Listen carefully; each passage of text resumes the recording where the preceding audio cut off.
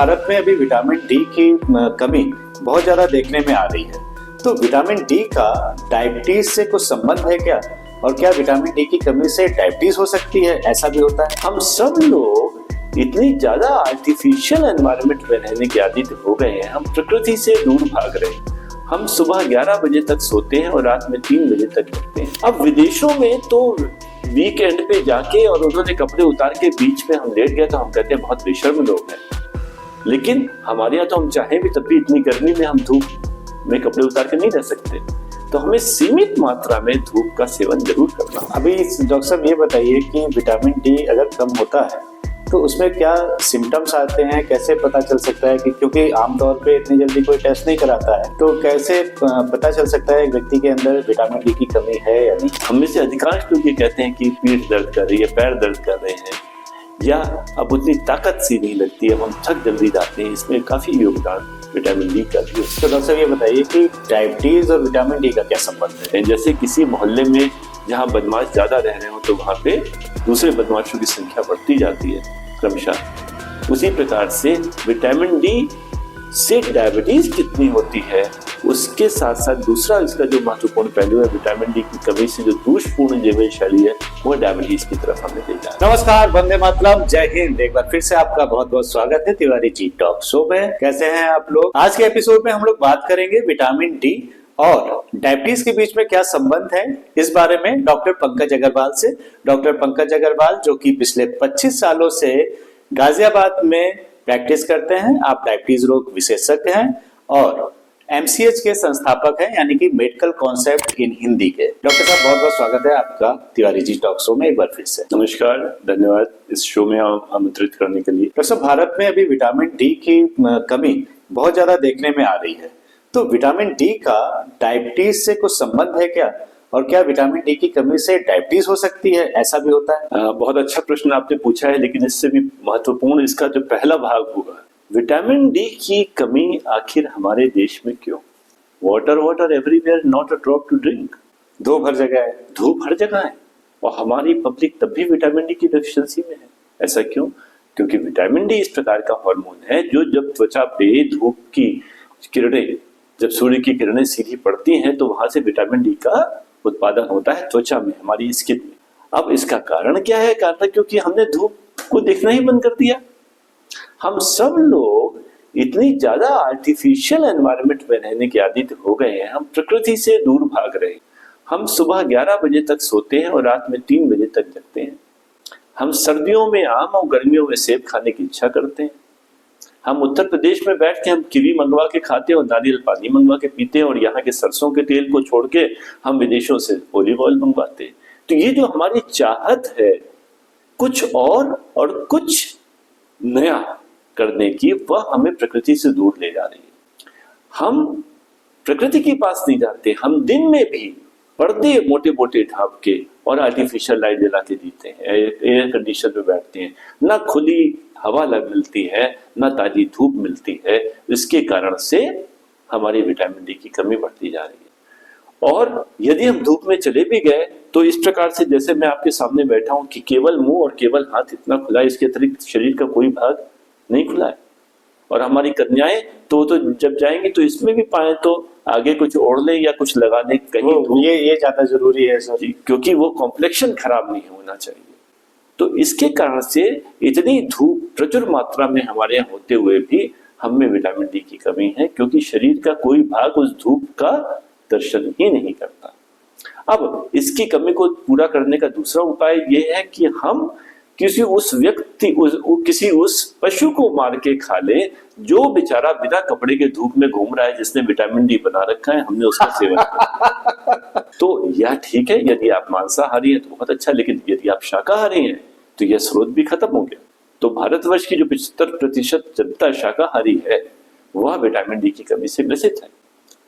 अब विदेशों में तो वीकेंड पे जाके और उन्होंने कपड़े उतार के बीच में हम लेट गए तो हम कहते हैं बहुत बेशर्म लोग हैं। लेकिन हमारे यहाँ तो हम चाहे भी तब भी इतनी गर्मी में हम धूप में कपड़े उतार के नहीं रह सकते। तो हमें सीमित मात्रा में धूप का सेवन जरूर करना हो। और यदि हम वो भी नहीं कर सकते तो विटामिन डी की गोली खानी होगी। पहले तो सर शहरों में था, अब गांव में भी विटामिन डी बहुत कम हो रहा है। जी। जबकि पहले गांव के लोग तो सुबह जाते थे, शाम जाते थे, खेतों में जाते थे।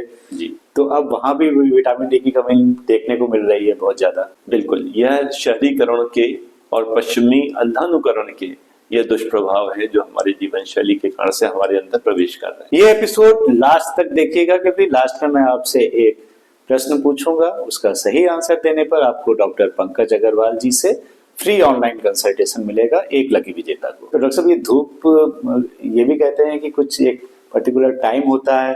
आपने कहा कि एक ऐसा नहीं कि पूरे दिन धूप में रहना है जी। तो वो बता दें अगर किस टाइम पे और कितने समय में रहना है धूप में। अब यह और मुश्किल सवाल है। जब सूरज सर के ऊपर हो वह समय, उस समय की जो धूप होती है वह विटामिन डी के निर्माण में सबसे ज्यादा उपयोगी होती है, और वो इतनी तेज होती है भारतवर्ष में कि आप उसके नीचे कपड़े उतार के 2 मिनट नहीं खड़े हो पाएंगे। तो ठीक है, सीमित मात्रा में हम उसका उपयोग जितना हम कर सकते हैं उतना हम करते रहें। हम घरों में मोटे मोटे पर्दे जो लगाते हैं, अब ऑफिसेज में जो खुले ऑफिस बनने का प्रचलन शुरू हुआ है बहुत अच्छा है, लेकिन उसमें भी विंड स्क्रीन लगी रहती, सन स्क्रीन लगी रहती है। हम पर्दों में, शीशे पे सनस्क्रीन में, और चेहरे पे फिर हम हाथ पैरों में फिर सनस्क्रीन भी लगा के निकलने की जो प्रवृत्ति है, कम से कम इनको तो रोक लें। कम से कम फिल्टर्ड धूप को तो अपने पास, अपने शरीर तक पहुंचने दें, जिससे सीमित मात्रा में ही सही हम विटामिन डी का उत्पादन कर सकें। यह तो हमें करना होगा। बिल्कुल सही आपने बताया। और अभी डॉक्टर साहब ये बताइए कि विटामिन डी अगर कम होता है तो उसमें क्या सिम्टम्स आते हैं, कैसे पता चल सकता है कि, क्योंकि आमतौर पे इतनी जल्दी कोई टेस्ट नहीं कराता है, तो कैसे पता चल सकता है एक व्यक्ति के अंदर विटामिन डी की कमी है या नहीं? जो आजकल हम हर कोई यह महसूस कर रहा है और यह देख रहा है कि हम सब में ऊर्जा कम होती जा रही है, जोश कम होता जा रहा है, हाथ पैरों में शक्तिहीनता आती जा रही है, हाथ पैरों में ऐंठन नकड़न दर्द भारीपन होते जा रहे हैं, सीढ़ी चढ़ने में हम दिक्कत होती है, सांस फूलती है। इसमें बहुत बड़ा योगदान विटामिन डी की कमी का है।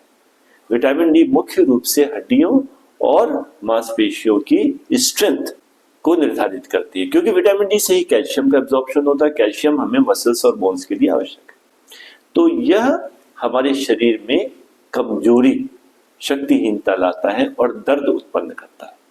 तो हम में से अधिकांश लोग ये कहते हैं कि पीठ दर्द कर रही है, पैर दर्द कर रहे हैं, या अब उतनी ताकत सी नहीं लगती है, हम थक जल्दी जाते हैं। इसमें काफी योगदान विटामिन डी का भी हो सकता है। तो मतलब अगर थकान रहती है आपको और ज्यादा थकान रहती है तो एक बार चेक करा लेना चाहिए। हाँ, एक तरीका यह भी है कि हम उसको चेक कराएं, और दूसरा तरीका यह भी है क्योंकि यह खर्चीला टेस्ट है और यह लगभग, इससे हमारी 70-75% जनता इससे ग्रसित है।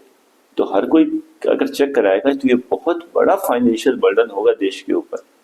तो हम विटामिन डी के स्रोतों को जानें और उनको ग्रहण करते हुए अपना जीवन यापन करें, जिससे उसमें कमी ना। तो डॉक्टर साहब ये बताइए कि डायबिटीज और विटामिन डी का क्या संबंध है? जी, विटामिन डी की कमी, जैसा कि मैंने कहा, यह एक प्रकार का डेफिशिएंसी डिसऑर्डर है, शरीर में किसी चीज की कमी।